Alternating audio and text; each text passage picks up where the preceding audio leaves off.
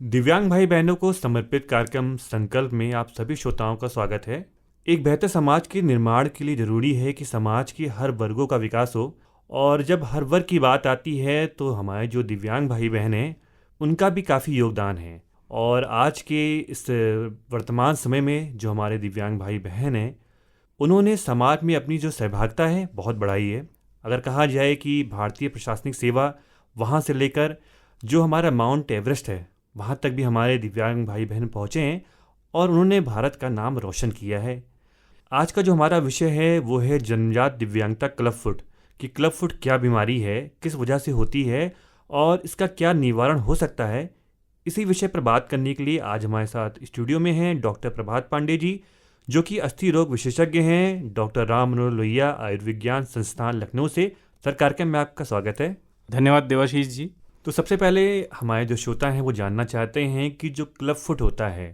ये क्या बीमारी होती है, थोड़ा इसके बारे में बताइए। जी बिल्कुल। क्लब फुट एक तरह की पैकिंग डिसऑर्डर्स हैं। पैकिंग डिसऑर्डर्स के मतलब ऐसी विकृतियां जो कि माता के पेट में जो फ्लूइड होता है, जिसको एमनियोटिक फ्लूइड बोलते हैं, उसकी कमी के चलते जो डिफॉर्मिटीज़ डेवलप होते हैं, विकसित होती हैं, या पैर टेढ़े हो जाते हैं, या हड्डियां मुड़ जाती हैं बहुत ज़्यादा, या फिर बच्चा बहुत सिकुड़ा सा रहता है, तो उसमें से एक पैकिंग डिसऑर्डर है जिसको हम लोग क्लब फुट या CTEV बोलते हैं। दिव्यांगता को ध्यान में रखते हुए ये ऐसी बीमारी है जिसका पूरी तरह से 100% इलाज संभव है। बस हमको इस चीज़ को ध्यान में रखना है कि इसकी स्ट्रेटजी है कि हम पहले इस पे काम करें और पहले इसके परिणाम पा जाएंगे। जो अभी वर्तमान समय में जो इसके इंसिडेंस है, मतलब वो है 1000 जब बच्चों का जन्म होता है उसमें 2 से 1.5 बच्चे ऐसे होते हैं जो इस व्याधि से ग्रसित होते हैं। तो ऐसे बच्चों को चिन्हित करना, ऐसे बच्चों को जल्द से जल्द इलाज देना और आगे जो दिव्यांगता की समस्या हो वो विकसित ना होने पाए, इसके लिए उसको लंबे समय तक फॉलोअप करने का काम हमारा संस्थान कर रहा है। तो जैसा कि आपने कहा कि जो क्लब फुट है, जो बीमारी है,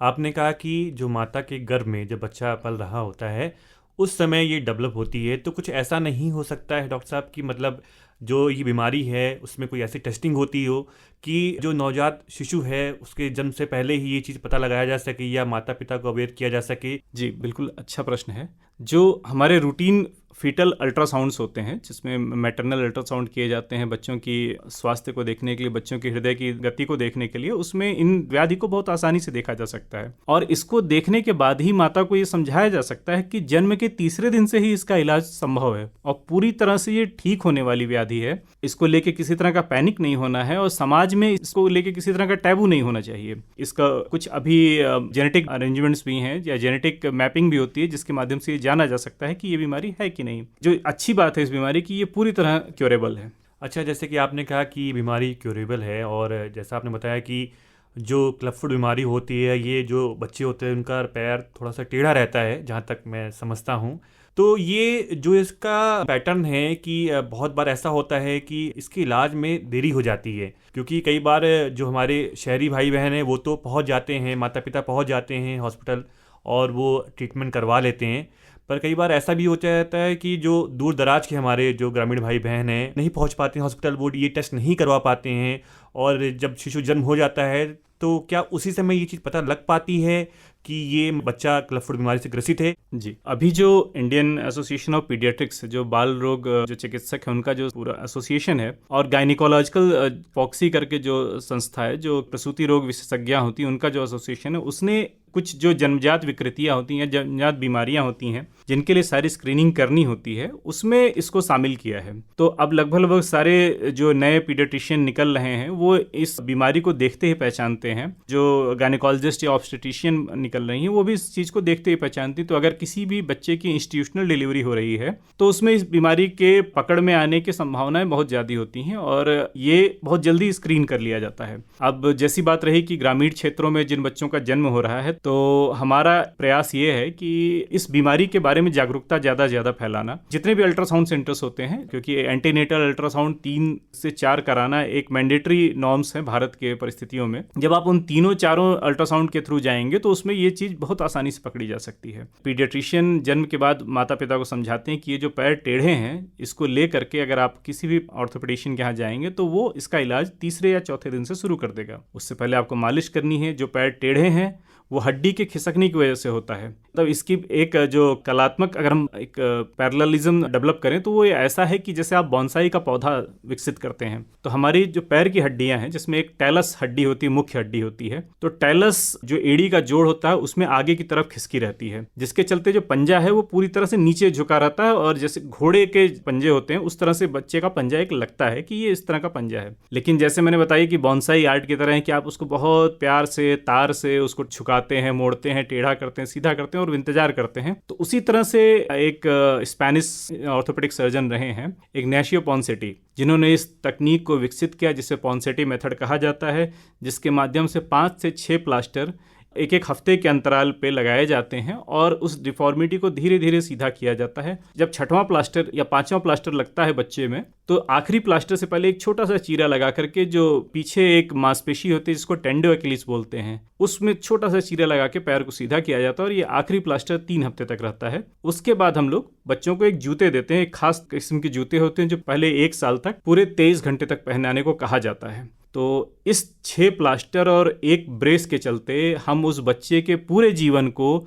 दिव्यांगता से पूर्ण रूप से शारीरिक स्वस्थ बच्चे में परिवर्तित कर सकते हैं। तो मतलब ये है कि जो हमारी क्लब फुट बीमारी है ये शायद पहले एक दिव्यांगता के रूप में उभरी होगी, क्योंकि तब लोग अवेयर भी नहीं थे उतने, और जैसा कि आपने कहा कि उसका इलाज है, शायद इलाज इसका डेवलप होने में थोड़ा समय लगा हो और लोगों में अवेयरनेस का भी समय लगा हो, क्योंकि कभी कभार हम लोग को देखने मिलता है कि बहुत से लोग आज भी हैं क्योंकि समय रहते उनका ट्रीटमेंट नहीं हो पाया तो वो लोग वयस्क हो चुके हैं, तो उनके पैर थोड़ा अंदर से मुड़े रहते हैं। और जैसा कि आपने कहा कि ये बच्चा जो नवजात होता है उसके बाद से ही इसका जो इलाज है वो शुरू हो जाता है। तो मतलब ये है कि अब जितने भी हमारे माता पिता हैं, अगर उनके परिवार में कोई बच्चा ऐसा है जो क्लब फुट बीमारी से ग्रसित है, तो वो उसमें परेशान होने की आवश्यकता नहीं है, या कह सकते हैं कि जो एक मानसिक तनाव भी उत्पन्न हो जाता है कि हर इंसान सोचता है कि जो उसका बच्चा हो, नवजात हो, स्वस्थ हो शारीरिक रूप से, उसको कोई चिंताएं ना, कोई दिक्कत ना हो। तो जैसा कि आपने बताया कि प्लास्टर बांधना पड़ता है, तो क्या इसमें कोई ऑपरेशन भी होता है कि सिर्फ प्लास्टर के माध्यम से ही डॉक्टर साहब इसको ठीक कर सकते हैं? जी बिल्कुल, सुंदर प्रश्न आपने किया है। और मैं इसके बारे में बता दूं कि ये जो तकनीक है पोंसेटी मेथड विकसित हुआ है, ये 90 के लेट 90s और अर्ली 2000 के दशक में विकसित हुआ है। उससे पहले ये कई तरह के ऑब्जर्वेशंस किए गए, कई तरह के एक्सपेरिमेंट्स किए गए और उन प्लास्टर्स को लगाया गया, हटाया गया और कोशिश की गई। इसलिए हमें आज भी बहुत सारे लोग ऐसे दिखेंगे जो जन्मजात विकलांगता या पैर अंदर की ओर मुड़े हुए हैं उसके साथ जी रहे हैं। राम मनोहर लोहिया संस्थान की ओपीडी में, हर ओपीडी में कम से कम 2 से 3 बच्चे ऐसे आते हैं जो 5 साल तक इसका कभी इलाज नहीं कराए होते हैं। तो उनके लिए भी कुछ विशेष तरह के, मतलब हम सिकंजे लगाते हैं जिसको इलिज़रो फिक्सेटर्स बोलते हैं। उन फिक्सेटर्स से हम कोशिश करते हैं कि पैर थोड़ा सा मुलायम हो जाए, पैर थोड़ा सा सीधा हो जाए और विकलांगता की स्थिति में बच्चे ना जाने पाएं। मुझे लगता है अभी भी और भी उसमें एक्सपेरिमेंट या और भी चीज़ें कुछ करने की आवश्यकता है। उतने बेहतर नहीं होते जितने कि उन बच्चों के हो जाते हैं जो हम तीसरे या 1 हफ्ते के अंदर करना शुरू कर देते हैं। जहाँ तक बात रही इसकी कि इसके इलाज में क्या क्या बड़ी समस्याएं हमको देखने को मिलती हैं, तो 3-4 ऐसे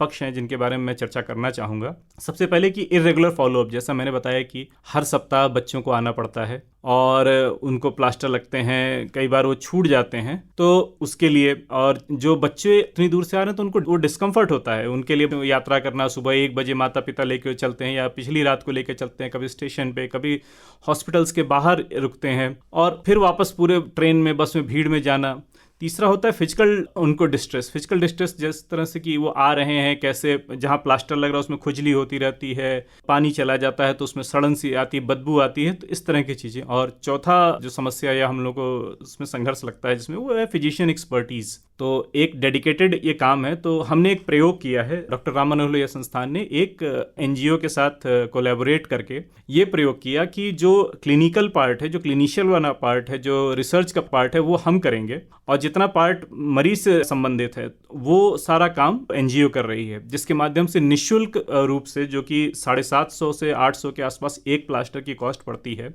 वो, और 5000 के आसपास जो जूते दिए जाते हैं स्पेशल बने हुए, उसको प्रदान करने का काम वो संस्था करती है। उन बच्चों के लिए हमने एक स्पेशल ओपीडी बनाई है, पीडियाट्रिक ऑर्थोपेडिक्स की ओपीडी है, जिसका दिन सोम और बृहस्पतिवार हमने रखा है और उन दिनों पे बच्चे आते हैं। उनको कोई जो नॉर्मल रजिस्ट्रेशन जिसमें 250-300 के मरीजों की भीड़ है उसमें बिल्कुल उनको लगने की आवश्यकता नहीं थी। और वो एक बड़ा सुंदर सा कमरा है जिसमें हमने सॉफ्ट टॉयज रखे हैं, हमने वॉल पेंटिंग्स बच्चों की इस तरह से रखी। उस कमरे में बच्चे आते हैं, उनका रजिस्ट्रेशन होता है, वो तुरंत चाहे कितनी भी भीड़ हो ओपीडी के कमरों में वो सीधे आएंगे, डॉक्टर से मिलेंगे,